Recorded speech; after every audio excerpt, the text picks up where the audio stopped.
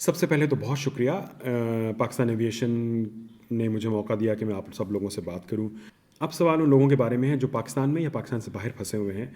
ان کے لیے ان کے بہت سارے سوالات ہیں، ان کے بہت سارے خدشات ہیں، بہت ساری ایسی چیزیں ان کے ذہن میں ہیں، تو اس بارے میں وہ بہت سارے سوالات مجھے دیے گئے، تو میں کوشش کروں گا کہ مختصر وقت میں ان سب کو ایڈریس کر سکوں۔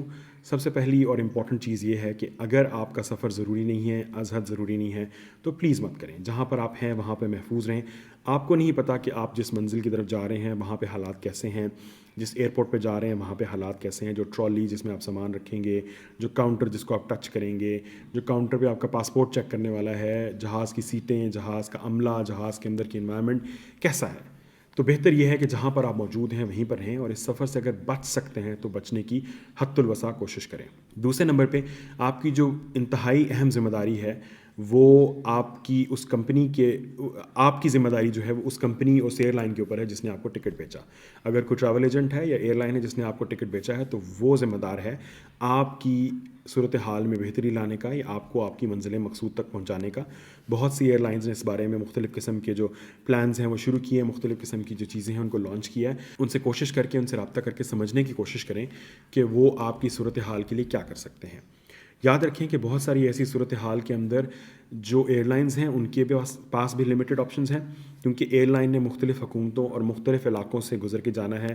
ان کے ریگولیشنز، ان کے اندر جو موجود سرکمسٹانسز ہیں ان کو ایڈریس کرنا ہے، تو اتنا آسان نہیں ہوگا ان کے لیے۔ جیسا کہ مثلا ایمریٹس کی مثال اگر لی جائے تو ایمریٹس نے دبئی سے پاکستان جانا ہے۔ اب دبئی کے اندر جو حالات ہیں وہ یہ ہے کہ انہوں نے شہر کو 2 ہفتوں کے لیے بند کیا، وہ اس کو ڈس انفیکٹ کر رہے ہیں۔ دوسرے نمبر پہ پاکستان کے اندر جو کمرشل فلائٹ آپریشن ہے اس کو بند کیا گیا، صرف ریلیف فلائٹس کی دی جا رہی ہے۔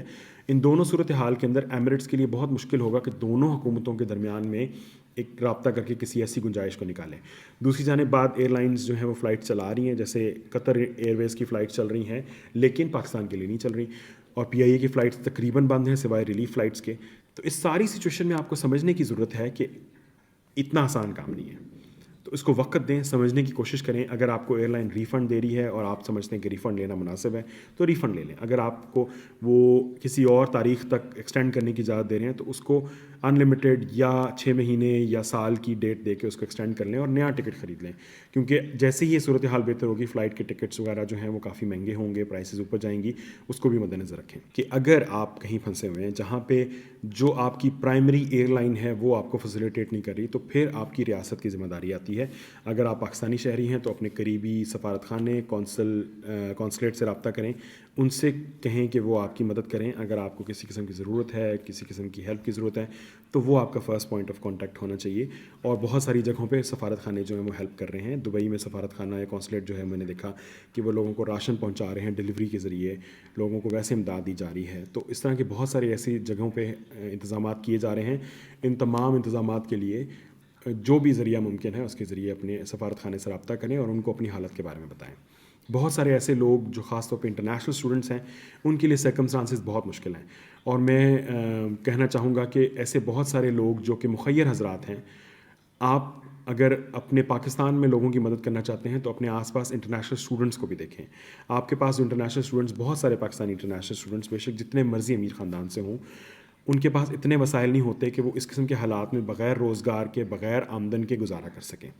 تو میں اپیل کرنا چاہوں گا کہ آپ انٹرنیشنل اسٹوڈنٹ سے رابطہ کریں، اپنی مقامی یونیورسٹیز میں چیک کریں کہ کتنے پاکستانی اسٹوڈنٹس ہیں، کیا ان میں کسی کو مدد کی ضرورت ہے، رہائش کی ضرورت ہے، کس قسم کی فیسلٹی آپ ان کو پرووائڈ کر سکتے ہیں۔ ان ساری سہولیات کو دیکھ کے، ان ساری جو گنجائش، ان ساری جو سرکمسٹانسز ہیں ان کے اندر اگر ان کی ہیلپ کی جا سکتی ہے تو ان کو ہیلپ کریں۔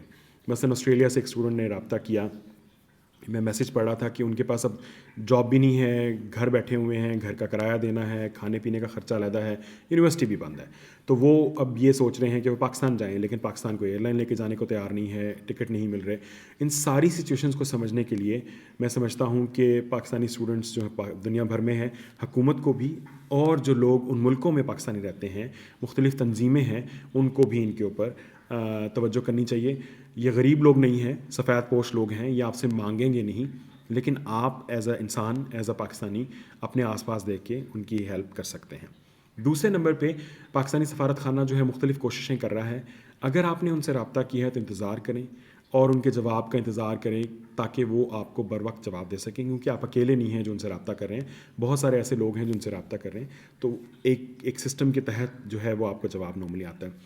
یقیناً بہت ساری جگہوں پہ انتظام اتنا آرگنائز نہیں ہوگا، وقت لگے گا، لیکن آپ کو وقت دینا پڑے گا کیونکہ آپ کے پاس کوئی اور چوائس نہیں ہے. لیکن اگر آپ ایک میسیج کی جگہ 10 میسیجز کریں گے تو وہ اوور آل سسٹم کے اوپر برڈن زیادہ کریں گے اور آپ کا جواب آنے میں دوسرے لوگوں کی طرح وقت لگے گا. فائنلی میں یہ کہنا چاہوں گا کہ اگر آپ کے کوئی سوال ہیں، کوئی ایسے پوائنٹس ہیں، کوئی اسپیسیفک پوائنٹس ہیں، تو آپ ان کو کویشچنز یا کامنٹس کے ذریعے اس فیس بک پوسٹ یا ٹویٹر پوسٹ، انسٹاگرام، یوٹیوب جہاں بھی دیکھ رہے ہیں وہاں پہ آپ لکھ سکتے ہیں. ایک اگلی ویڈیو کے اندر، ایک اگلے ویلاگ کے اندر میں ان کے جواب دینے کی کوشش کروں گا. اس ساری صورتحال کو ایکسپلین کرنے کی کوشش کروں گا کہ کس طریقے کے ساتھ یہ صورتحال جو ہے وہ بہتری کی طرف جا سکتی ہے اور آپ کے پاس کیا کیا آپشنز ہیں. لیکن at the end of the day Pakistan aviation جو ہے ان کے ساتھ رابطے میں رہیں، ان کے ٹویٹر کو فالو کریں، انسٹاگرام کو فالو کریں، فیس بک کو فالو کریں، یوٹیوب کو سبسکرائب کریں، because they are doing an amazing job and I really appreciate کہ جس طریقے کے ساتھ یہ کوشش کر رہے ہیں، جس طریقے